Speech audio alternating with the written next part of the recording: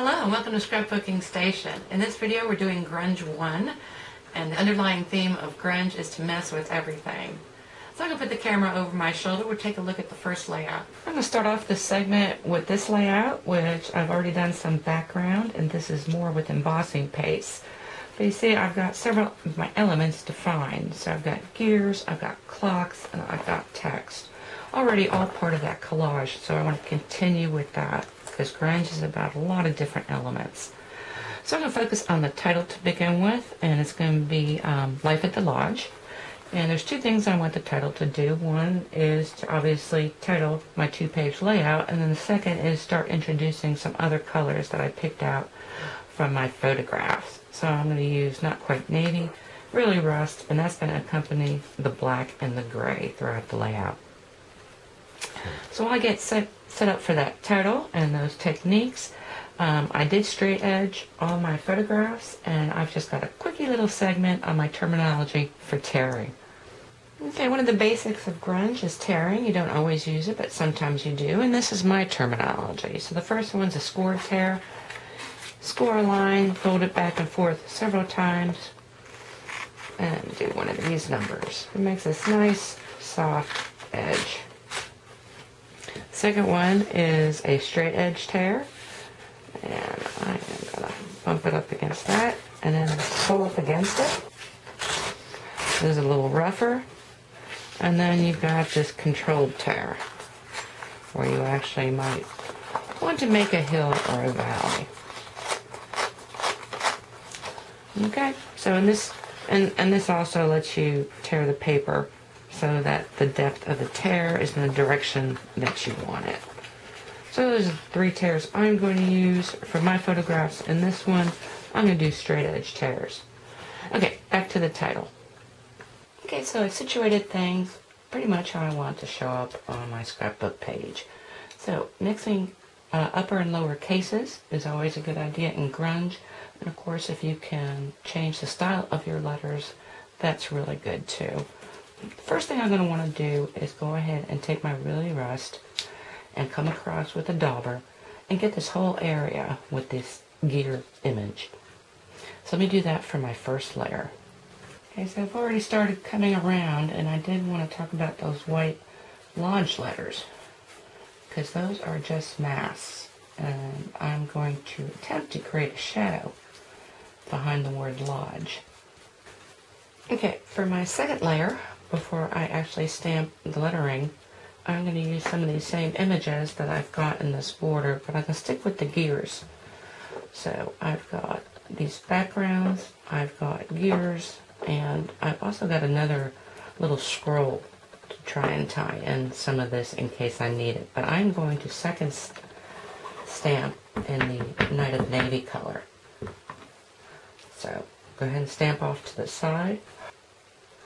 And it's just barely showing up, which is kind of what I want. Now for the soldier stamp, I'm going to try and stamp off a little bit of this to introduce gears. So I've already second stamped it, and now I'm going to take my gear stamp and let me lay that flat. And hopefully stamp off just enough, and it's just a hint of gear, which is exactly what I wanted. I'm going to do the same thing with the scroll and these smaller gears. So I'm going to continue along this way and be back to stamp the letters.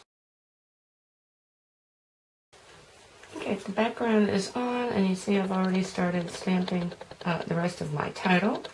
And while I'm finishing this up, I'm going to send you off to the other room to take a look at what I'm going to do with these other pieces and also my journaling. Okay, I was just kidding about having a helper, but I'm out where I do all my messy work, and all I've done is put down some ink using my sand pad. I'm going to get that really wet, and for the letters, I'm going to swirl them around in this blue. Yeah, flip it over, take a look at it. It actually is going to lighten up, so I might need to do this several times. But I'm going to take each of my letters and do that. And then for my journaling, I'm going to use pages out of this memo pad, and I'm going to be doing the same thing. So I've got 3 of those. Okay, once I get the first pass of that, I'm going to just set these to the side. Now this is actually something new. I've got, it's countertop, so it's non-porous, but this is a lot easier than putting wax paper down all the time. Because when I'm done with this, I just take a wet paper towel and clean it up. Okay, let's get back to looking at the page. Okay, after taking a peek under my mask, there really was enough of distinction, and so I decided to shadow. And I tested a few things. Actually, here's another tip. If you're going to work directly on your scrapbook page, always have a sample piece of cardstock to try and test out some of these things and make sure I've got the right lightness and darkness. And in this case, I took my Q-tip, tried a couple different inks, and then some chalks, and then finally decided on the not quite navy with the Q-tip applicator to draw those shadows. Then I kind of positioned these like so, and decided that I kind of losing the letters. And so the last thing I'm going to do to the letters before putting them on my page is I'm going to outline them using my Stampin' Right marker in basic black, the paintbrush side, and just come around the edge. And I'm going to do that until it stands up enough for me, which will probably be something like this. Okay, the rest of my layout is pretty much just pictures. I might do a little smudging and stamping, and same on the second page. Attach these, and I'm going to leave that for the end of this video. Let's start working on the second layout, which I'm going to try to use a little bit brighter colors, because grunge doesn't always have to be these dark earthy tones. Okay, in this layout, we're going to use pattern papers that have different colors, different patterns to kind of create my hodgepodge of elements. And then for the text and the title, I'm going to want to put that on top of some of these. So let me begin by showing you how I've created this window in my panel. I did not mean to start with that, but I forgot to turn on the video recorder. So what I've done is I've drawn a rectangle, the smallest size I want this hole in the center of my paper to be, because you can always tear further, you can't tear back. And so what I did was I've got one long tear line, and then I'm going to come across on either end. And so I want to try and match these two corners when I give it my initial tear. And then you pinch it, and then you tear down. And that's all I've done here. Then you come across on each of your side corner tears. And I'm going to just turn this around so it's easier for me to tear.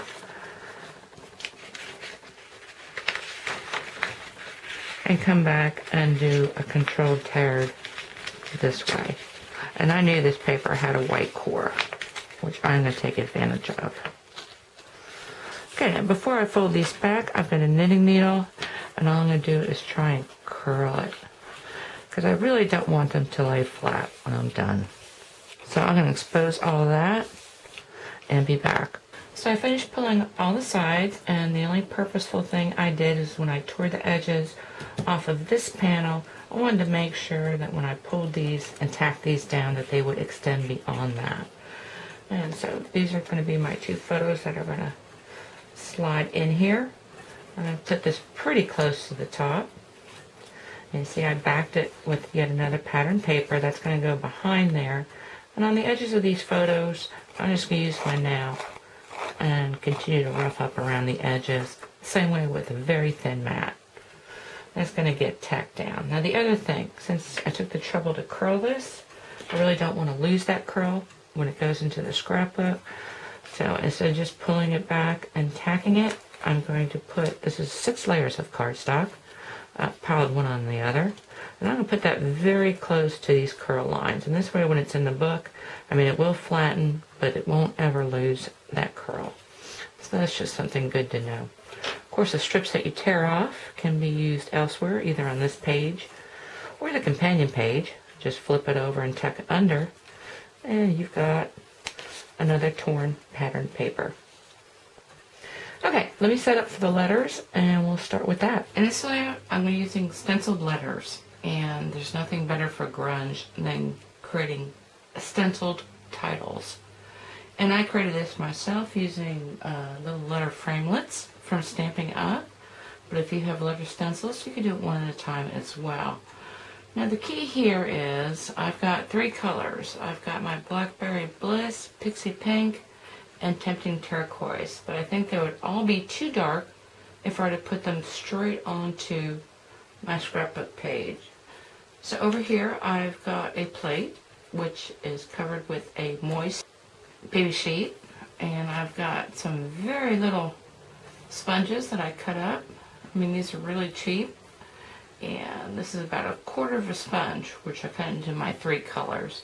So the first thing I'm going to do is, because I've already decided that I'm going to try to have the Blackberry Bliss on top, and then the Tempting Turquoise on the bottom, and then the pink in the middle.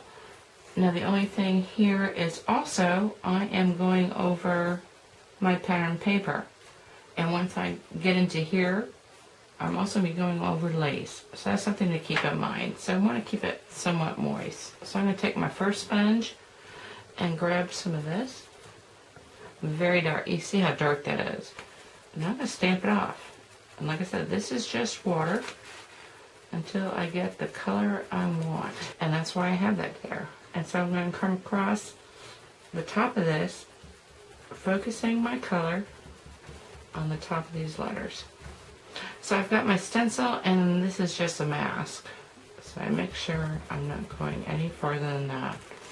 And I'm going to try pulling off color and see what happens there before I dip back in and pull off color on my tray.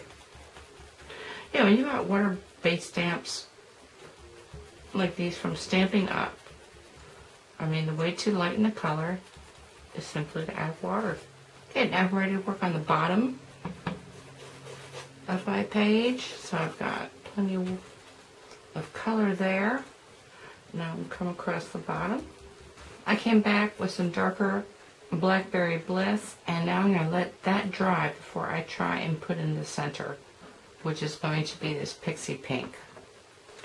And then the last thing on this page, for the title anyway, are going to be tile letters. Tile letters work really nice for your grunge layout. And so the only thing is, how are you going to back them? Well, first off, I cut out the letters that I needed in the pattern papers again. And then I'm going to back them with this Blackberry Bliss, because I want to be able to read it. And then the last thing is, I can use some toilet paper that I created, or embossed toilet paper, and you can see that video, embossed toilet paper techniques. So I can use one side or the other. I've just got these little squares.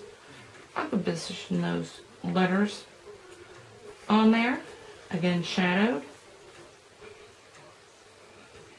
and that is really just a matter of putting this TP back there. So I'll be back for that. Okay, I finished off my little tiled letters, so that looks really good. And with these little squares, I meant to introduce this embossing folder because it comes with some other elements as well. This is it, and of course I always make more than one panel, and in this case I made some different colors. So for my additional embellishments, I'm probably going to snip out some of these roses. But this is as far as I'm going to take it until I decide how I'm going to lace through these eyelets. And of course the second companion page just about puts together itself. Anyway, for this one I think the journaling is just going to be little paragraphs that I'm going to handwrite. But again, I want to wait to see what sort of lace I end up using. Okay, my last layout is not going to move too much farther away from the tiled letters. This time it's going to be words that I'm going to cut apart and arrange on this sheet. Once again, I've done a background. This comes from my Pearl Powders techniques video. So let me get that kind of laid out, and then I'll be back with the last page. Okay, I've come back from my printer, and you can see where I've got my title and in different fonts, and it's broken up. It won't be cut out like this. And then I've also got some journaling, which I'm definitely going to break into pieces. And then the other thing I've done is I've heat embossed some phrases. So this is all going to show up on this layout with these photographs, but I'm going to save that for Grunge II, because that's when we talk about metallics. So anyway, I'm going to leave it at this. I hope you took something away with you that you can use in your own scrapbooking. And thank you for watching, and I hope you watch Grunge II.